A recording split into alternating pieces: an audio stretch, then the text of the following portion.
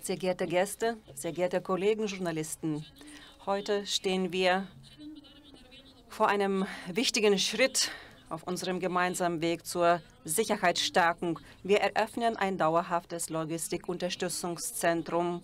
Es ist eine moderne Anlage im Wert von mehr als 71 Millionen Euro, finanziert von Deutschland und bestimmt für die NATO-Streitkräfte. Hier gibt es Reparatur, Wartungswerkstätten, Lagerräume, Waschanlage, Tankstelle und die gesamte Infrastruktur, damit unsere verbündeten Streitkräfte immer einsatzbereit sind. Das ist eine feste Garantie für die Präsenz unserer Verbündeten. Das heutige Ereignis ist jedoch nur ein Teil der gemeinsamen Vision. Litauen und Deutschland bewegen sich von der praktischen Zusammenarbeit hin zu einer tieferen Verteidigungsintegration. Das heißt, unsere Strukturen werden miteinander verknüpft. Der Bau des Militärstützpunktes Rudniki ist ein Beweis dafür. Die erste Phase verläuft schneller als geplant. Bis 2027 wird die Infrastruktur fertiggestellt sein, Stab, medizinisches Zentrum und anderes. Die Vorbereitungen für die Aufnahme der Brigade verlaufen reibungslos. Heute steht die Stärkung der Luftverteidigung im Fokus des Bündnisses. Die Provokationen Russlands in der Luft, wie der Einflug einer bewaffneten Drohne in das litauische Hoheitsgebiet, zeigen, dass wir von der Air Policing-Mission zu einer echten Luftverteidigung übergehen müssen. Wir danken Ihnen für die Entscheidung, mit realen Kapazitäten zum Schutz des litauischen Luftraumes beizutragen. Unsere Partnerschaft zeigt sich auch in internationalen Initiativen. Gemeinsam streben wir danach, die US-Streitkräfte in Europa zu halten. Gleichzeitig stärken wir die Unterstützung der Ukraine. Wir danken Deutschland für den Beitrag zu unserer Mission zur Minenräumkoalition. Die Summe beläuft sich auf mehr als 200 Millionen Euro. Wir hören nie auf zu glauben, dass der Sieg der Ukraine gesichert wird und die Aggression Russlands verhindert wird. Sehr geehrter Herr Minister, Litauen und Deutschland, gemeinsam mit den NATO-Verbündeten, sind jeden Augenblick bereit, jeden Zentimeter des Bündnisgebietes zu verteidigen. Die Eröffnung der Anlage in Rukla, das ist nicht nur eine Infrastruktur, das ist ein Symbol der Einheit und Zuverlässigkeit. Ich danke Deutschland und wie immer Ihnen persönlich herzlich für die konsequente Unterstützung Litauens, für die Entschlossenheit. Gemeinsam stärken wir nicht nur die Sicherheit unserer Länder. Wir setzen uns für den Erhalt einer demokratischen, freien Welt ein. Dankeschön. Minister Shakalyene, Dovile, General Alassaukas, General Huber, members of the German Bundestag, Ambassador Dr. Zimmermann, dear Excellencies, distinguished guests, liebe Soldatinnen und Soldaten, liebe zivile Angehörige der Bundeswehr, members of the armed forces of Belgium, the Czech Republic, the Netherlands, Norway, Luxembourg and Croatia. Shoulder to shoulder, you are protecting Lithuania's security and ultimately our transatlantic security. I know how hard it is to be away from home and from your loved ones. So from the bottom of my heart, thank you all for your service. Allow me to briefly address the German personnel in my native language. Liebe Soldatinnen, liebe Soldaten, seien Sie versichert, das, was Sie hier tun, Ihre Leistungen werden gesehen, in Berlin wie auch von unseren internationalen Partnern. Ihr Engagement ist nicht nur entscheidend für unsere litauischen Freunde, sondern auch für die NATO insgesamt. Und die kommende Zeit wird eine fordernde Zeit bleiben.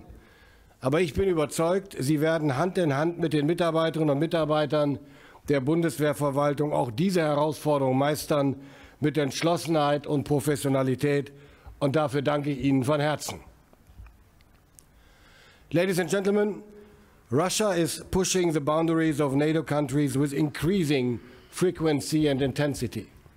Russian drones and aircraft violated Polish and Estonian airspace and flew over a German frigate in the Baltic Sea. Such acts are dangerous and reckless. They show Putin wants to provoke us. He wants to identify and expose weaknesses within NATO. Our Eastern European allies have been warning us about this for a long time, and I have been echoing these concerns for the last couple of years. The Russian Federation is the most significant and direct threat to NATO and will be for the foreseeable future be. For us, this means we will continue to respond to Russia's threats and hostile actions in a united and responsible fashion. We are significantly strengthening deterrence and defense, the backbone of our alliance. That is why we are here. Germany takes its responsibility seriously. We are true to our word. We stand by our allies, and we are ready to protect the Baltic region. Since 2017, Allied troops have been stationed in Lithuania under German command.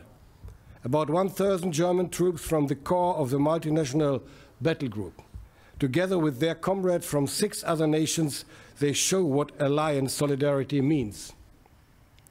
Today, we are opening the permanent logistics support area. This is an important and tangible milestone that guarantees the sustainability of our battle group. Credible deterrence needs logistics and support functions. Without storage for ammunition and spare parts, without space for maintenance, repair, and refueling, our multinational battle group cannot fulfill its mission for long. On 230,000 square meters, that is 33 football fields for the soccer fans and the audience, the PLSA offers extensive logistic support, from warehouses to a gas station to decontamination facilities. Joint efforts are necessary to bring such a large-scale project to a successful conclusion. Lithuania provided the land and made sure that it was ready for development. Germany invested approximately 90 million euros in construction. I'm already impressed by the infrastructure I have seen so far, and I am looking forward to taking a closer look later. Ladies and gentlemen, the PLSA is proof of what this partnership can achieve. A big thank you to everyone who has made this happen, including the members of the German Parliament who are here with me today. Thank you for being with us. In the medium term, the PLSA will also benefit the German brigade in Lithuania. I still vividly remember the activation ceremony and the weather, by the way, of the brigade in May. It was a milestone for the Bundeswehr, but most of all it was an expression of the strong bond between the 2 NATO allies, Lithuania and Germany. And by the way, I remember the buses in Vilnius too. Russia's war of aggression triggered a paradigm shift in German security policy, and one of the flagship projects of this policy is our brigade in Lithuania. It shows that Germany stands by its commitment to protect NATO's eastern flank and to strengthen the European pillar of the alliance. We stand united in the face of the threat emanating from. Never before has the Bundeswehr tackled such a complex project in such a short period of time. In February 26, we want to integrate the German-led multinational battle group into the brigade. Roughly 2,000 troops will serve in Lithuania as part of the brigade by mid-2026. We stick to the roadmap Lithuania and Germany signed in December 2023. Step by step, the brigade will achieve full operational capability in 2027. By that time, around 4,800 service personnel and 200 civilian members of the Bundeswehr, plus employees of in-house companies, will live and work in Rukla and Rudninkai. All this, ladies and gentlemen, would not have been possible without the commitment of the German Parliament. This is why I'm very glad that some distinguished members of Parliament are with us today. Thank you once again for your great support. Dovile, Lithuanian friends, I know full well that you will make sure that all of them feel welcome here and find everything they need to get settled. I want to thank you once again for your great, fantastic hospitality and the trust you place in us. I've said it before and I will say it again. None of this would have been possible without the support, the resolve, and the determination of the Lithuanian government, the Lithuanian parliament, and the Lithuanian armed forces and the Lithuanian population. It is impressive to see how you have risen to the challenge and found ways to make this happen. Ladies and gentlemen, time and again, NATO has shown that we are up to the task, protecting the freedom and the security of all allies from any threat, from any direction. In response to Putin's actions and provocations, the alliance has found the right measures, from NATO's enhanced forward presence to Eastern Sentry, our response to the most recent airspace violations. We will continue to do just that. We won't be alarmist. Instead, we will keep a cool head and we will act with determination and at the speed of relevance. Germany is ready to play a leading role to protect NATO territory and populations now and in the future. The PLSA shows that those are not empty words, but that our commitment to Lithuania and to transatlantic security is backed by tangible investments. Thank you. Labai ačiū. Bitte schön, please. Taip, prašau.